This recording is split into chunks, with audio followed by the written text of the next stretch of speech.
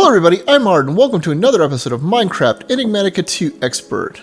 Last episode, you might remember that we finally made the quantum Entangleoporter to pass items and power and liquids and whatnot wirelessly across dimensions. The next obvious step for that is to go make Mekanism's digital miner, and maybe go toss the miner down in the Nether or in the Twilight Forest for resources. So let's just jump right into that. At this point we're at, and the things we've already made, the digital miner is actually pretty simple to make, because everything we've done that's hard we can replicate like these. The only thing that we can't really do is the robot, which, well, A, is not all that hard. This is the only thing we haven't seen before, and it's simple. But B, we have been given several of these as loot chest rewards, so we can just turn them straight into a digital miner. This episode is officially cursed. You might notice that I'm carrying a completely different sword, and I have fairy wings on my back. And that's because an accident happened. So I decided I needed to go get a sword real fast, since I was finishing to go somewhere dangerous to put down the digital miner that I just made. Yeah, so I was like, well, let's make a ice dragon sword, because I've never done that before, and that might seem fun to play with. I just need to go get some ice dragon blood from my dragon farm off of one of the corpses sticking out of the wall, right? Well, I popped into the compact machine, and there was a dragon immediately outside of the cage, and it ate my face because I didn't have my armor on like a complete noob. And then to compound that issue, it killing me somehow transported me into a different compact machine, my cow one, which I couldn't escape from, so I had to cheat in a shrinking machine to get out. Yeah, so don't die in a compact machine, that can apparently go bad. To make matters worse, I had one of these in my inventory, a Charm of Keeping from the Twilight Forest, and if you look up what it does, it sounds like it might be the sort of interesting thing that's useful, you know? You keep your inventory when you die. Except pay very, very close attention to the part where people say it's buggy, because it does not work with the gravestone mods in this pack. So when I died, all of my stuff went into the grave, except my baubles, which just poofed. So I had to go replace all of those, which is why I'm now using an angel ring that gives me fairy wings. So I'm probably going to have to fix that at some point. I can't take myself seriously right now. So I decided to actually go put the digital miner in the Twilight Forest, and before I start doing that, I decided to put the Entangleoporter up here at my laser base and connect it to the same power that's right under this, as well as plug this into the chest that the laser base is outputting, so all of the ores go into the same spot, so whenever I do decide to get around to processing this stuff, it will all be in one place. Alright, so I just popped the digital miner down not too far from my portal in the Twilight Forest. I gave it power from the Entangleoporter, but I don't have it taking the items out yet. We come inside here, you can see that it has power, and that I added upgrades for speed, energy, and an anchor to keep this chunk loaded. Once you come in here, you need to set up the configs. And by default, this height config down here starts really high. When you turn it on, you can see that it's going up here, and I actually won't want to strip out the bottom below me. So we'll change this back to 30. And the box is now down underground, and you can toggle it on and off with this. And now we need to add a filter. In this case, we're going to go with the ore dict, and we're going to tell it to get all ores, so star or star, and that will get anything with ORE in its name. We'll click that, and we'll save it.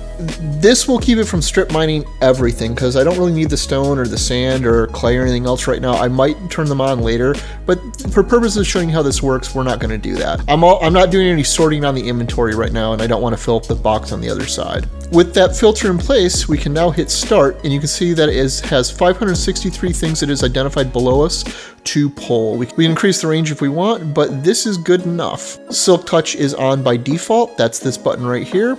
And now we just have to be patient and wait for it to bring some stuff back to show you how this worked. So it helps if you remember to turn on auto eject for your power on the Entangleoporter, or this won't have power. Because now you can see the screen is lit up. And if we come in here, it has power, which it didn't before, and now it's getting ore. And more importantly, the draconium ore than I was actually after.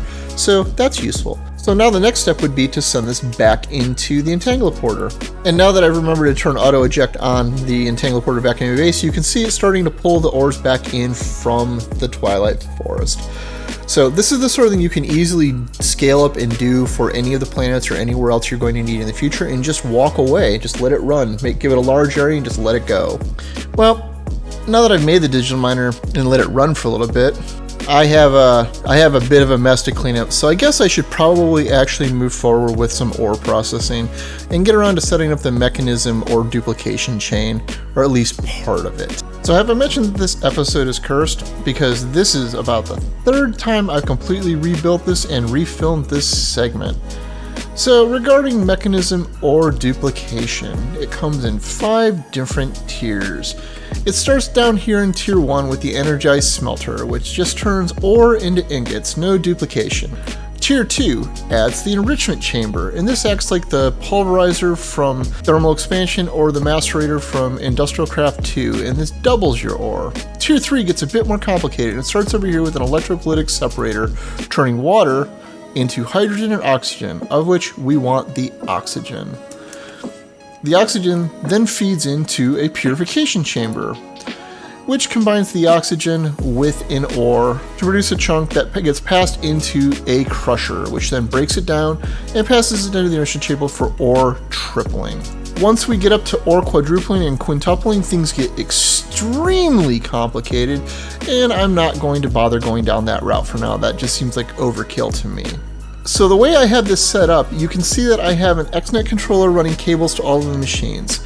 The reality is it's mostly just providing power to the system and passing ores down into the purification chamber on the end. Starting with the electrolytic separator on over to the left, they just pass machines directly from one machine to the other, straight down the chain. To handle things later like redstone ore or coal or whatnot, I'm going to have to add another couple rows next to this to handle their processing chains separately, because they don't have to go through all of these machines to handle what they need to do. But we will go work on that in a bit. Right now, I'm going to add upgrades to all of these and turn them into factories, and we'll see how fast it starts processing things coming in directly from the box from my laser base. Okay, so I've got everything converted to factories. I added another enrichment chamber to handle coal and redstone and the like, and it's starting to process stuff, although it's not going very quickly, and I do have the max speed upgrades in them. The next thing I think I need to do would be to upgrade the factory tiers and or add another line of these machines entirely to scale it up even further. But this is probably good enough to at least handle passive processing.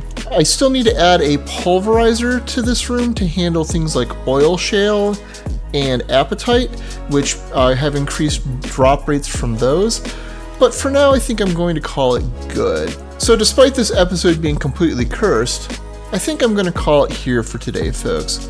So as always, I'm Ard. Thank you for watching, and have a good day.